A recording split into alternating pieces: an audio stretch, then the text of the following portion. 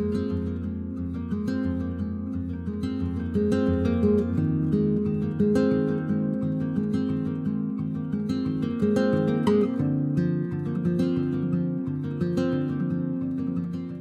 y'all, it's Amanda and this is my Texas Zone 8 garden, and before we dive in, be sure to like this video, subscribe to the channel, and share this on your Facebook page. Okay, it's still freaking hot outside.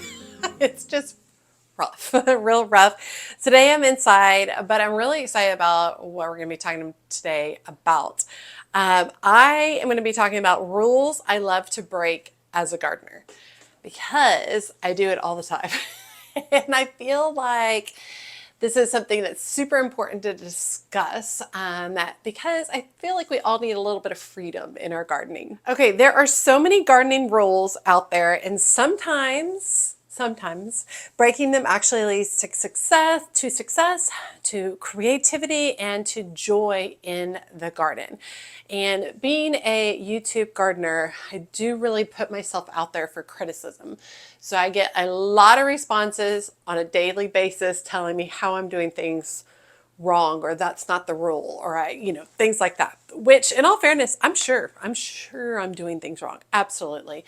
But I just wanted to touch on that all rules don't fit all gardens. So for me, gardening is very personal and every garden is different. So what works for one gardener is not necessarily going to work for another gardener. So I really just want to talk about the rules I like to break, how I go about breaking those rules, and why it works for me even though I broke that rule. Okay, so I've got 10 different rules. So my first rule is rule number 1. Only plant in spring and fall. And this is definitely something that I followed as an early, younger, beginner gardener until I got more confident. So now, how do I break that rule? I plant all year long, including the summer, using extra care like watering well, mulching, and providing shade when needed helps keep those plants alive. And I've just gotten to the point where I have a very short spring, so I don't have a big growing season in the spring. And then I have a short fall. So I don't really have as much time to plant as I would like. So I plant throughout the entire year. So why that works for me? Sometimes things like clearance plants, seedlings, and unexpected weather windows pop up. And those give me opportunities I don't want to miss, such as getting a good deal on the plant, seedlings kind of taking a little bit longer than they typically would, or an unusually cooler spell during summer, or vice versa, a warmer spell during the winter. And proper detailed care helps protect these seedlings, making sure they're well watered, putting an umbrella up if it's really hot and they need some shade, just being really on top of their care throughout the process. Yes, it takes a little bit more time to be able to plant in some of the off-season things, just because I have to put a little bit more focus on caring and making sure that plant's okay, but for me, it's worth it. Okay, rule number 2, always follow plant spacing guidelines. And I am notorious for not doing this. How I break this rule: I plant closer than recommended for lush full borders and to also help repress weeds. My gardening style is to not see the soil. That's my gardening style. I plant so that eventually all I see are plants and no soil at all. Why this works for me when I break this rule: tighter planting helps suppress the weeds, like what we were just talking about, and weeds are very prolific in the North Texas area. It also creates a dense display, which is definitely a look I like because I like cottage gardens. So I like lots and lots of color, texture filling a space. And this can increase flower production in small spaces. I have a smaller gardener than some of the other YouTube gardeners. So I have a smaller garden. So by planting things a little bit closer together, it allows me maximum growth, maximum production in my space. But more than anything, I just like the way it looks. I just think it looks better. I like when plants touch each other. I don't like when there's separation and you see the soil or the mulch in between them. I like for the plants to touch each other. Okay, rule number 3. Don't mix edibles with ornamentals. And this is something that I was told at the very beginning. You keep all of your vegetables or your edibles in one area and you keep all your ornamental gardening in another. And I feel like this is a rule that I'm trying to force myself more out of, to break it more often. So how I break this rule is I love tucking herbs, eggplants, that's my current obsession, and peppers among my ornamentals. So it really is hard for me to break this rule.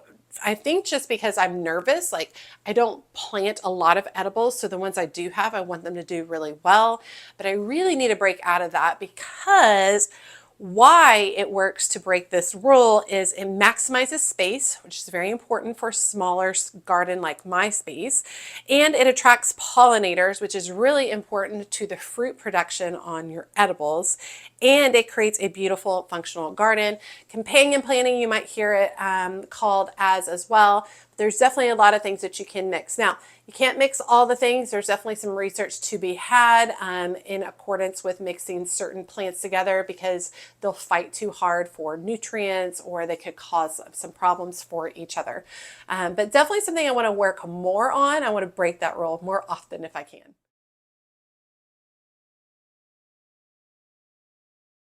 Okay, rule number 4, deadhead everything regularly. I just don't have the patience, y'all. I don't have the patience. How I break it, I intentionally leave spent blooms for a number of reasons. Laziness is one of the first ones. I just get tired and I don't care, right? And I just don't deadhead it.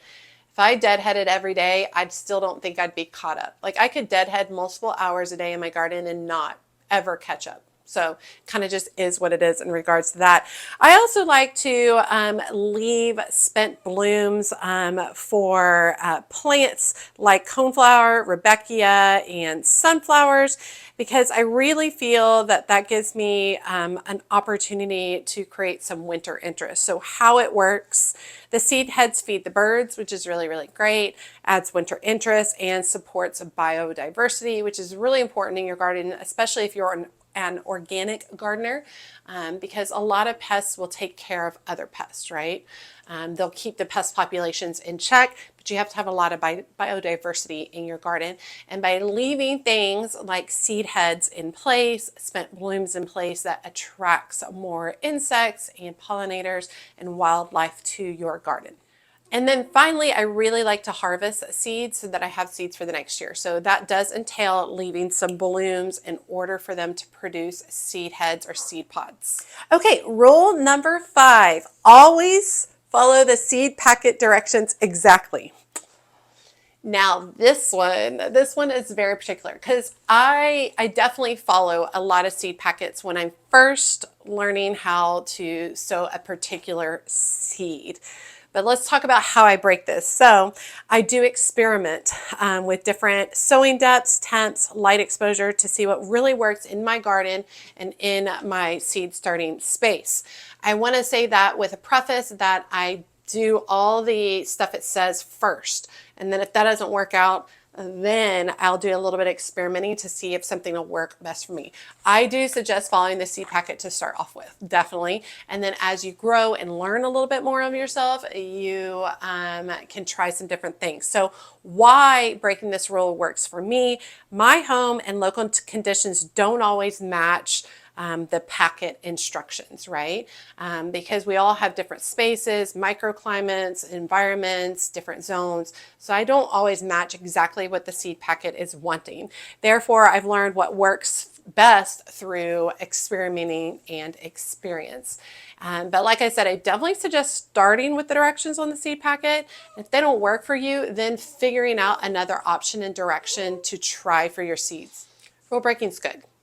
I say all the time for people, do what works for you. It's your garden, your space. You don't have to do what everybody else is doing. Do what works for you. What's the worst that's going to happen? The plant dies? Okay, it's going to be okay. The best gardeners kill the most plants, in my opinion. It's all about experimenting, experience, trying to figure out what works best for your space.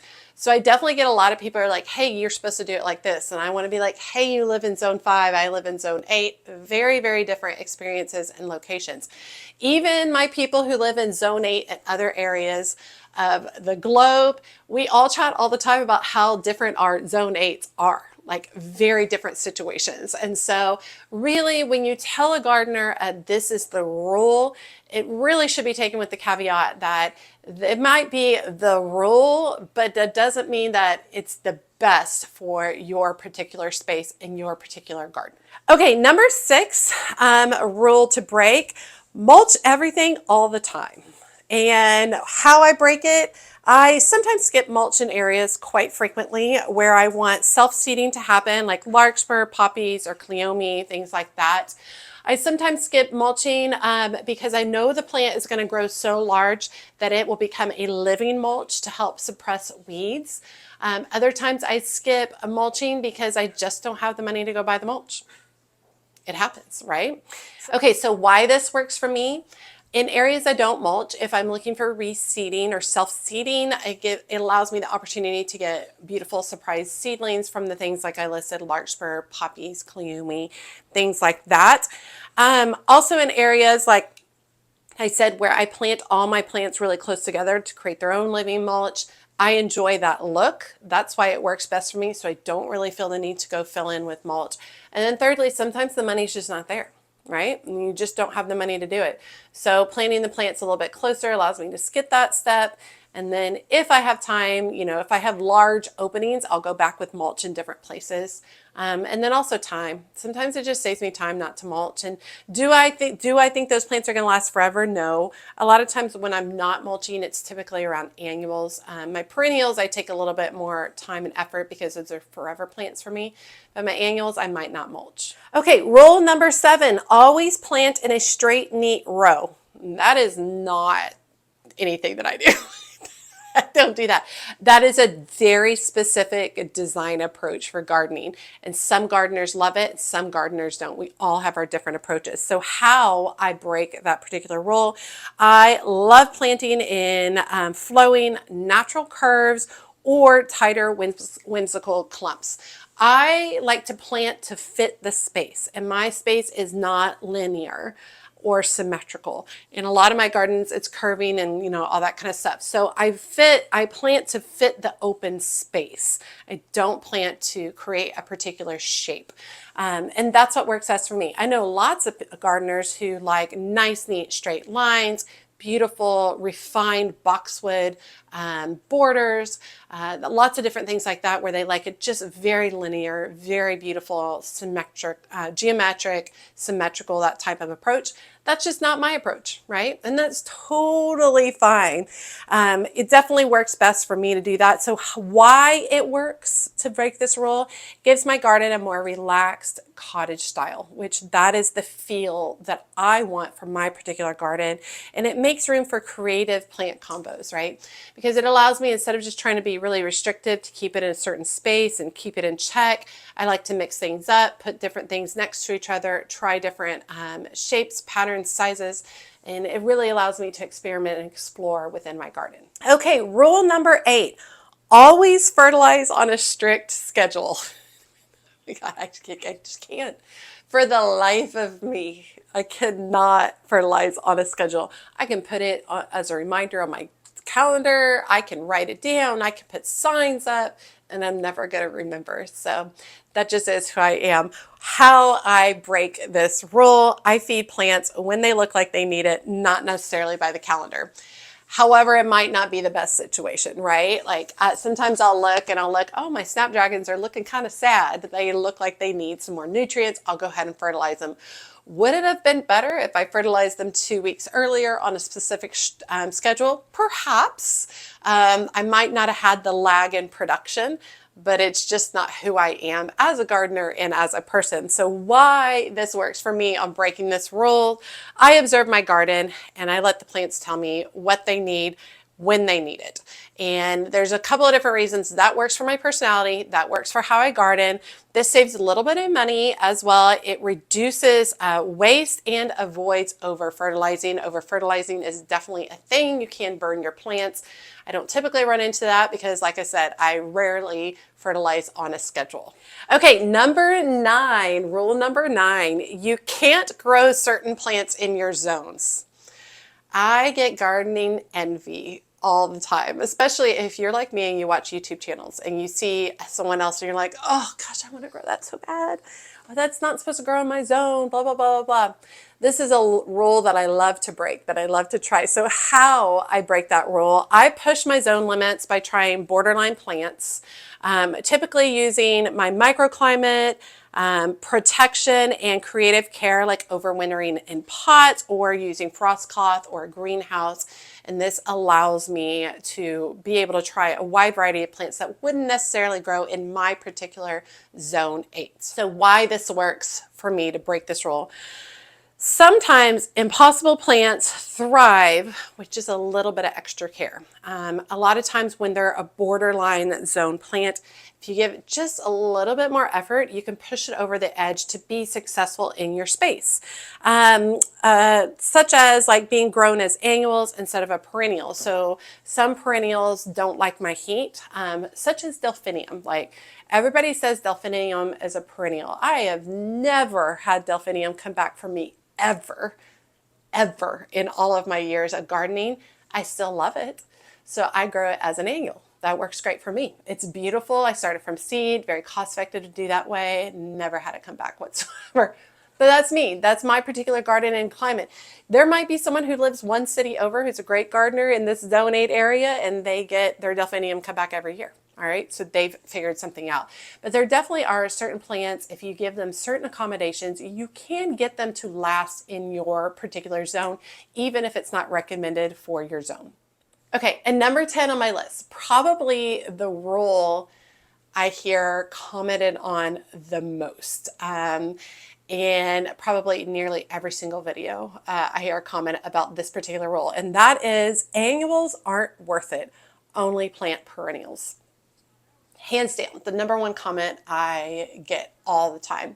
And I go back to your gardening is personal, right? It's your choices, your space, whatever works for your particular garden and for yourself. So how I break this rule, I love filling my garden with budget-friendly, typically started from seed, fast blooming annuals from seed, even though they only last one season.